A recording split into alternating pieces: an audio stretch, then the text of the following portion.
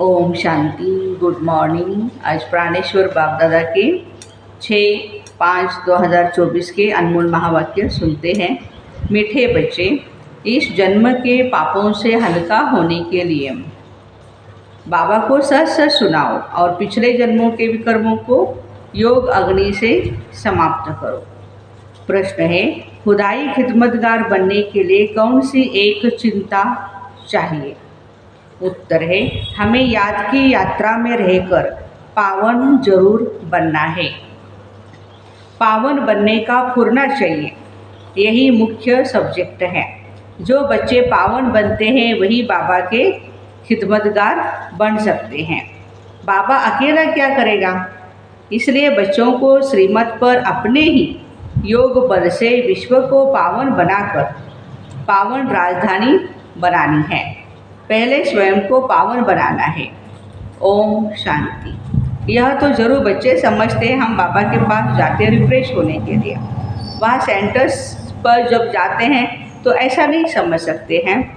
तुम बच्चों की बुद्धि में है, बाबा मधुबन में है। बाबा की मुरली भी बच्चों के लिए ही है। बच्चे समझते हैं हम जाते हैं मधुबन में मुरली सुनने के लिए।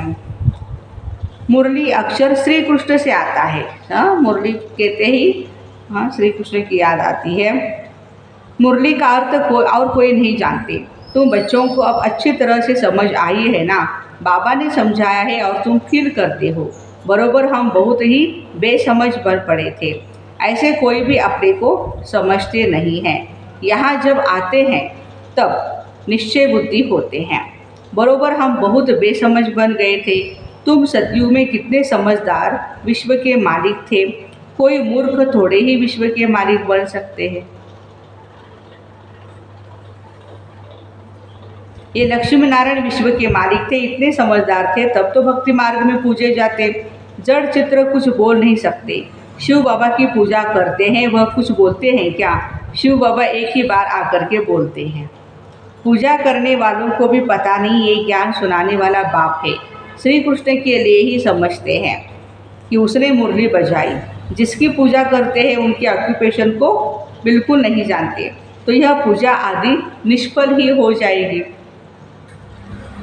जब तक बाप आए, तुम बच्चों में कईयों ने वेद शास्त्र आदि कुछ भी पढ़े नहीं हैं।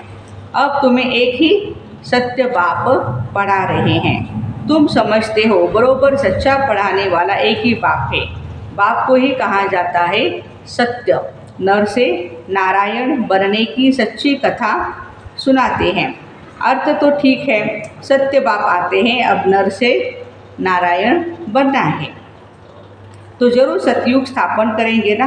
पुरानी दुनिया कलयुग थोड़े ही बनेगी। कथा सुनने समय यह कोई को भी बुद्धि में नहीं होता कि हम नर से नारायण बनेंगे। अभी तुमको नर से नारायण बनने का राजयोग सिखलाते। यह भी कोई नई बात नहीं। बाबा कहते हैं, मैं कल्प कल्प आकर समझाता हूँ, युगे युगे कैसे आऊँगा।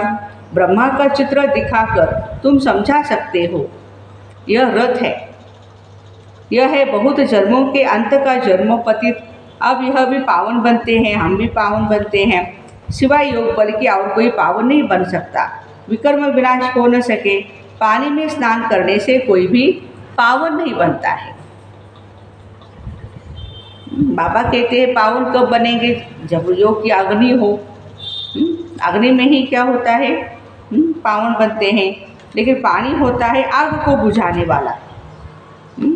आग होती है जलाने वाली। तो पाप को भी भस्म करने के लिए क्या चाहिए? योग की आग चाहिए, योग की अग्नि चाहिए। आग होती है जलाने वाली, तो पानी कोई आग तो नहीं जिससे विकर्म विनाश हो। सबसे ज़्यादा गुरु आदि इसने किए हैं। शास्त्र भी बहुत पढ़े। इस जन्म में जैसे पंडित था, लेकिन उससे फायदा कुछ भी नहीं हुआ।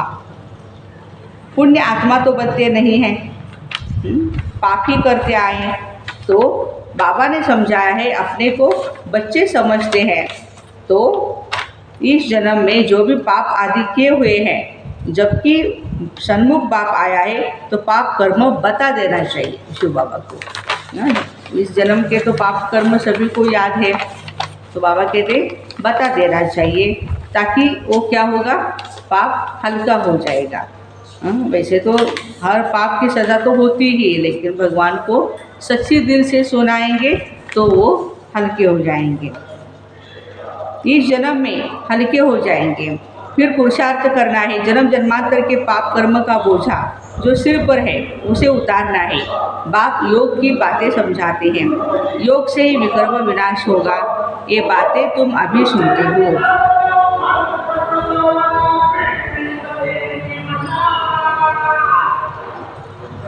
सतयुग में यह बातें कोई सुना न सके, ये सारा ड्रामा बना हुआ है।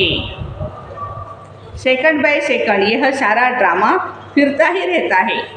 हाँ, एक सेकंड न मिले दूसरे से, सेकंड बाय सेकंड आयु भी कम होती जाती है। अभी तुम आयु को कम होने से ब्रेक देते हो और योग से आयु को बढ़ाते हो। अब तुम बच्चों को अपनी आयु को बड़ा बनाना है। कैसे बड़ा बनाएंगे? आयुष्मान हम कैसे बनेंगे? योग बल से। योग के लिए बाबा बहुत जोर देते हैं, परंतु कई समझते नहीं, कहते हैं बाबा हम भूल जाते हैं। तब बाबा कहते हैं योग कोई और बात नहीं, यह है ही याद की यात्रा। बाबा को याद करते करते पाप करते जाएंगे, अंतमति सौगति हो जाएगी। इस पर एक मिसाल भी देते हैं। कोई ने किसको कहा तुम भैंस हो, तो बस वो अपने आप को भैंस ही समझने लगा और उसके सबकॉन्शियस माइंड में ये बात इतनी गई कि इस पर एक मिसाल देते हैं। हाँ, तो वो बोलता है कि इस दरवाजे से निकलो, तो बोला मैं भैंस हूँ, कैसे निकलूँगा?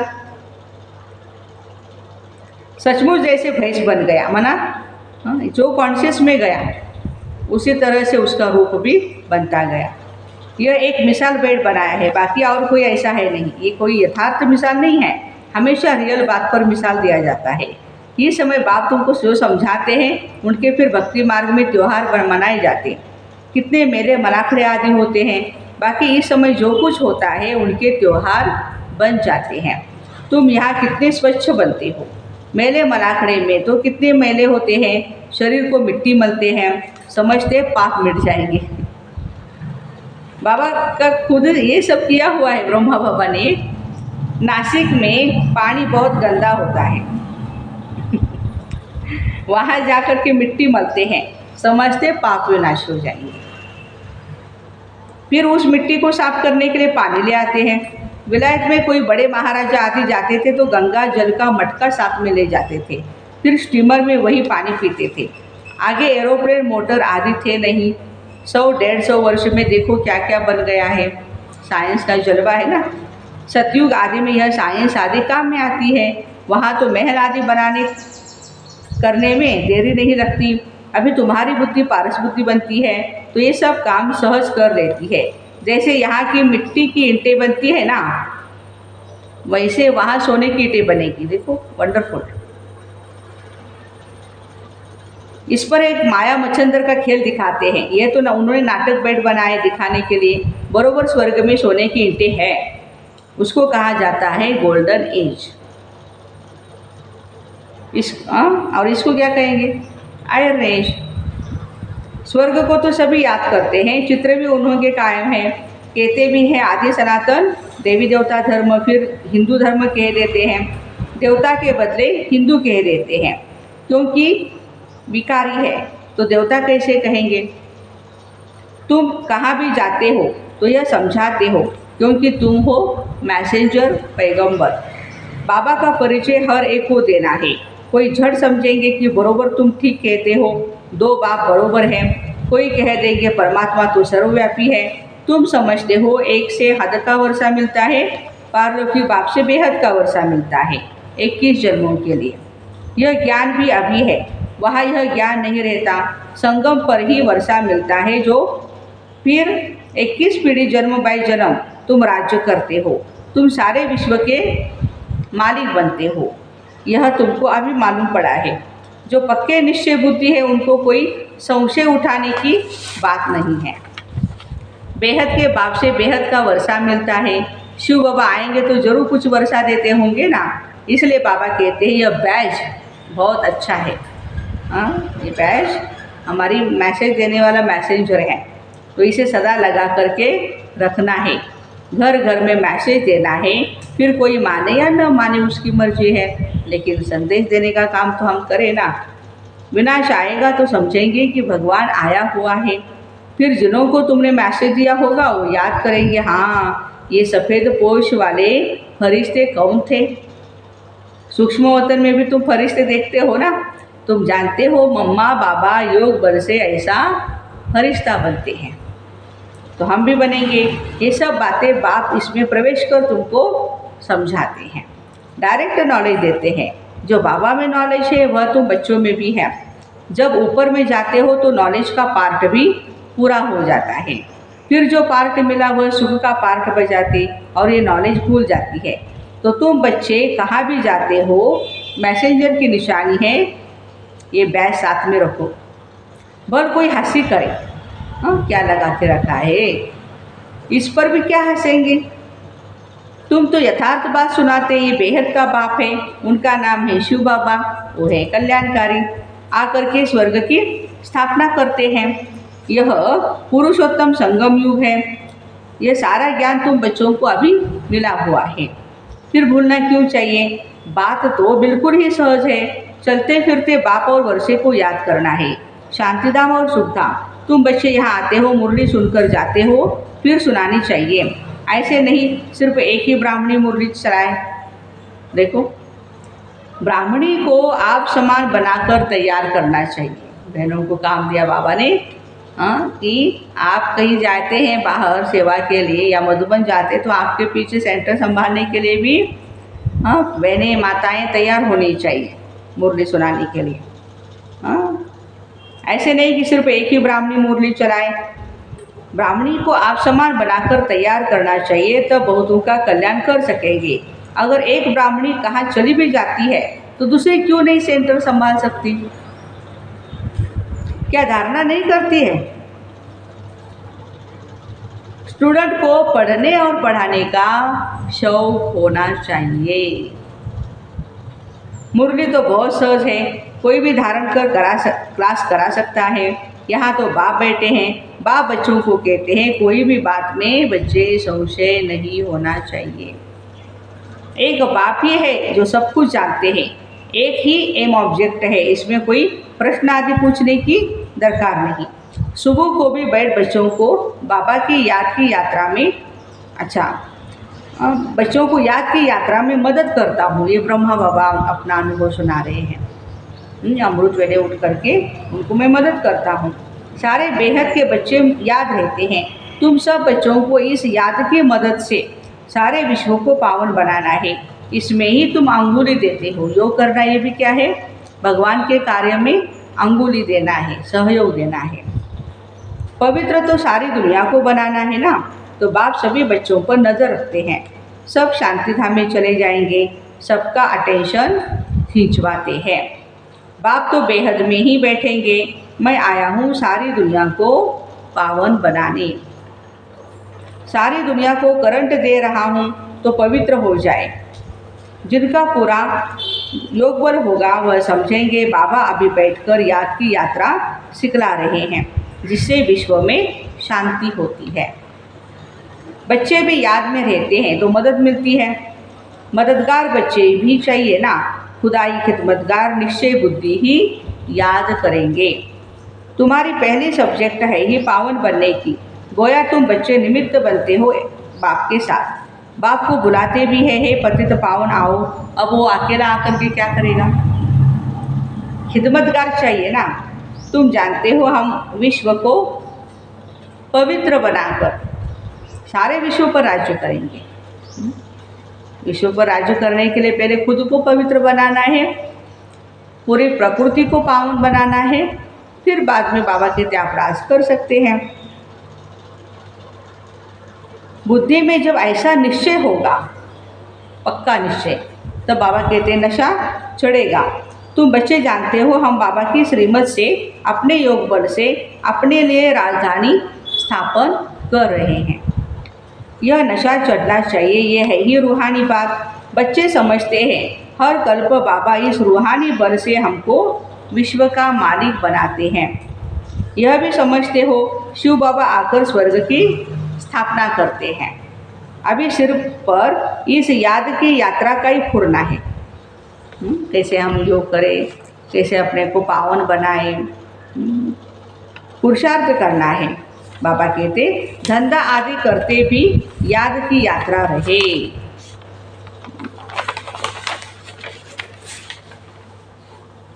एवर हेल्दी बनने के लिए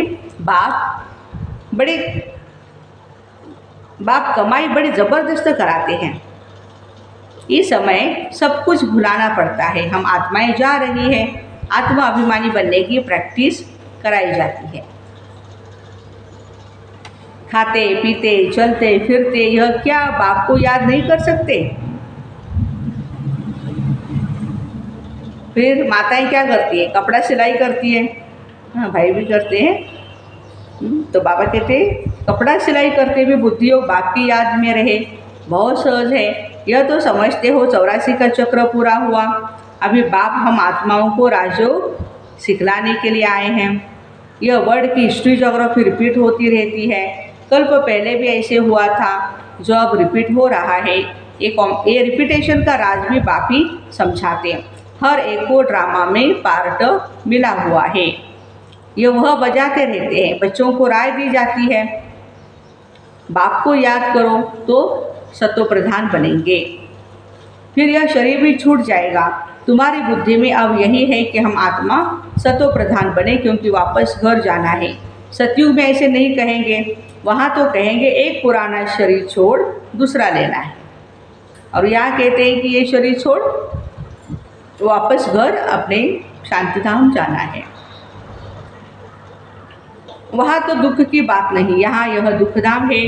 पुराने शरीर है तो समझते हैं इनको छोड़ अब वापस अपने घर जाए। बाबा को निरंतर याद करना है। वह निराकार बाप ही ज्ञान का सागर है। वही आकर सबकी सद्गति करते हैं। बाबा कहते हैं साधुओं का भी मैं उद्धार करता हूँ। तुम अब एक बाप से योग लगाओ। तुम सब आत्माओं को बाप से वर्षा लेने का हक है। अपने को आत्मा समझ देही अभिमानी बनो और बाप को निरंतर याद करो, तो क्या फ़ायदा होगा? पाप कटते जाएंगे। अच्छा, मीठे मीठे सिक्के दे बच्चों प्रति माता पिता बाप दादा का याद प्यार और गुड मॉर्निंग। रूहानी बाप की रूहानी बच्चों को नमस्ते। हम रूहानी बच्चों की रूहानी माता पिता बाप दादा को याद प्यार गुड मॉर्निंग और नमस्ते। वाह बाबा वाह, शुक्रिया बाबा शुक्रिया। धारणा के लिए मुख्य सार, मुरली सुनकर फिर सुनानी है। पढ़ने के साथ साथ पढ़ाना भी है, दोनों काम करने। कल्याणकारी बनना है। बैज मैसेंजर की निशानी है, सदा लगा करके रखना है। विश्व में शांति स्थापन करने के लिए याद की यात्रा में रहना है। जैसे बाप की नज़र बेहद में रहती है, सारी दुनिया को पावन बनाने के लिए करंट देते हैं, ऐसे फॉलो फादर कर मददगार बनना है। वरदान, कर्म और योग के बैलेंस द्वारा कर्मातीत स्थिति का अनुभव करने वाले कर्म बंधन मुक्त भव। कर्म के साथ साथ योग का बैलेंस हो तो हर कर्म में स्वतः ही सफलता प्राप्त होती है। कर्मयोगी आत्मा कभी कर्म के बंधन में नहीं फंसती। कर्म के बंधन से मुक्त को ही कर्मातीत कहते हैं। कर्मातीत का अर्थ ये नहीं कि कर्म से अतीत हो जाओ, कर्म से न्यारे हो जाओ, कर्म ही ना करो। कर्म के बंधन में फंसने से न्यारे बनो, बंधन नहीं होना चाहिए। कर्म तो करना ही है।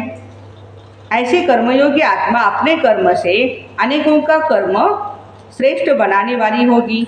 उसके लिए हर कार्य मनोरंजन लगेगा, मुश्किल का अनुभव नहीं होगा। स्लोगन, परमात्म प्यार ही समय की घंटी है।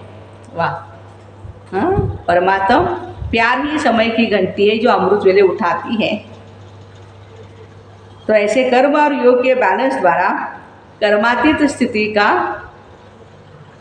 अनुभव करने वाले कर्म बंधन मुक्त भाई बहनों को Om Shanti. Have a nice day.